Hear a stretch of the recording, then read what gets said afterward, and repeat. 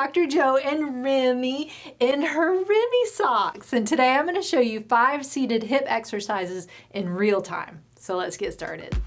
Disclaimer alert, disclaimer alert. And before we get started, if you haven't already, make sure and click on the subscribe button and make your subscription public or let me know that you've subscribed because I always respond to my subscribers. So this is going to be a little bit more than a 5-minute exercise routine, but that's going to be about what it is. And I'm going to start with the warm-up first and tell you more about it, but you'll need a resistive band. It doesn't have to be a loop band, but that's a good way to do it. And then a ball or a yoga block or something that you can squeeze into. You can even just fold up a pillow. So let's start with the warm-up first. It's just going to be about 45-second warm up, and we'll just start with kind of like a seated march or a hip flexion to get those muscles loosened up. So for the exercises, we're going to do 30 seconds, take a little break, and then do another 30 seconds, and then a little bit a longer break in between the exercises. So these, instead of counting the reps, we're just going to do it timed. So then you can also just do some kick outs or long arc quads. That's going to get your knees and your hips as well, because a lot of those muscles that attach to the knees come all the way up to the hip. So then you can also just do some roll outs of the hips just to get them going. So the first one we're going to start is a resistive hip flexion. So I'm going to put my band around my feet and spread them out about hip width apart.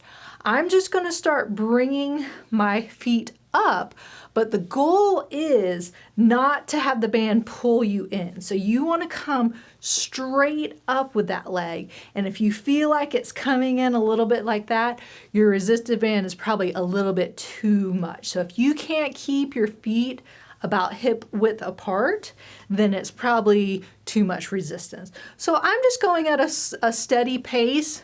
You can go a little bit slower if you want to. We're taking a little bit of a break before we start again. So you don't have to go as fast as me, you can go slower, but try and control the movement. So you're really controlling that band. If you're coming up and then plopping back down like that, you're not really doing the exercise correctly. And if you're going too fast and just using momentum, you're not really doing it either. So you want it to be a pretty consistent movement throughout the whole time. So just getting that nice working of those hip flexors in the hips. So this one's really good. I like it, especially if you have to sit a lot working those muscles. So now with the long break, while you're taking a break, you're going to move the band up to just above your knees. And now we're going to work the hip abductors and the rotators a little bit. So this is almost like a clamshell.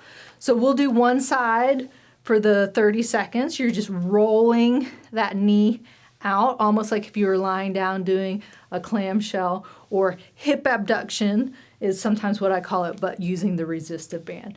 So same thing, controlling that band. I'm not doing this. I'm going nice and smooth. I'm not letting the band control me. I'm controlling it and just kind of rolling out. You can bring your foot up like I'm doing. You don't have to keep the foot down. So a little break in between, and then we'll go to the other side. So again, sometimes doing time versus number of reps is a little bit better because you can go at your own pace.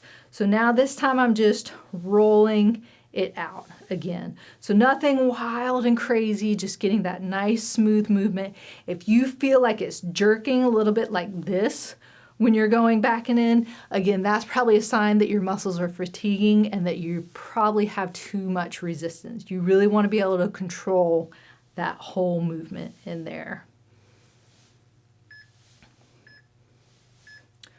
So now we're going to switch, and while we're taking a break, we're going to get either a ball, you could use a pillow, if you got a yoga block, that works great, and just place it in between your knees.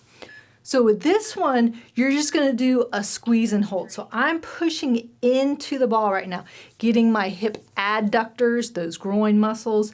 This one, maybe just hold it for 3 to 5 seconds and then relax and then squeeze in again. So this one is kind of almost like what we would call an isometric hold, where you're squeezing the muscles, but you're not really moving it a whole lot. So you can start off with maybe just 2 or 3 seconds and then kind of work that hold up to maybe even 10 seconds. So take a little break now in between. But when you first start off, don't push with 100% because you might really irritate those muscles. I'd start with even just 30 to 40%. So let's go again. So I'm squeezing in, holding it for about that 3 to 5 seconds, maybe even a little bit less. I'm relaxing for a quick second, and then I'm pushing back in. And you should really feel it on those inner thighs on the inside there. Again, it shouldn't hurt. It should just feel like you're working those muscles. And so that's a nice way to get those exercises in without having to do big, huge movements, and you can do it sitting in a chair. Do one more quick one. So then the next one is we're going to do internal and external rotation. So the band's going to go around my feet. So we'll start off with internal rotation of the hip, which is the foot's actually going out. So you're getting that internal rotation at the hip. So I'm turning my foot out and coming back in. So again, this motion, doing that, and I can feel that at my hip, rotating in and out, is really working it when you control it. If you're just going fast, I'm not really working it. But if I'm going slow and really rotating that hip, I'm gonna feel that exercise in the hip. So now we'll go to the other side after a quick little break here. And you don't have to go out as far as me when you're first starting. If you just wanna do a little kick out like this, that's fine. You can also place your foot down and then come back up. But if you want to make it harder, don't put your foot down. So you're rotating it, coming back in without putting your foot down. But sometimes this is harder than it looks. So you might have to place it down and then bring it up and reset it back in. So play around with that a little bit. If you have to modify it, that would be putting the foot down and then coming back in. So the last one is going to be external rotation of the hip, which is actually bringing your foot up, almost like you were crossing your leg into a figure 4. So this one's a little bit harder with the band, but same kind of concept where you're getting that resistance. So this time I'm coming up, almost like I'm trying to place that foot on top of my knee, crossing that leg. And so now I'm getting that external rotation of the hip. And so same thing, slow controlled movement. Doesn't have to be anything crazy, but it's almost like I'm just gonna go, oh, okay, but not really stopping it up there. Again, to modify it, if you need to take a little break and then slowly come down, you can, but you really wanna try and control that band as much as you can. So this will be the last set on the other side with the 30 seconds. And again, you don't have to come all the way up to your knee. If you need to modify it a little bit, you can just go to here as soon as you feel some resistance in that band. Or if you need to do it without the band, it's still getting that movement, that external rotation of the hip. And then just each time work up a little bit more, a little bit higher. If you need to make the loop bigger, if you just have a regular strip of band, you can make the loop a little bit bigger so there's not quite as much resistance in there. But really trying to get that rotation, that's that external rotation of the hip in there. Hi. Yeah, so there you have it. Those are my 5 seated hip exercises. If you'd like to help support my channel, make sure and click on the link up there. And don't forget to subscribe by clicking down there. And remember, be safe, have fun, and I hope you feel better soon.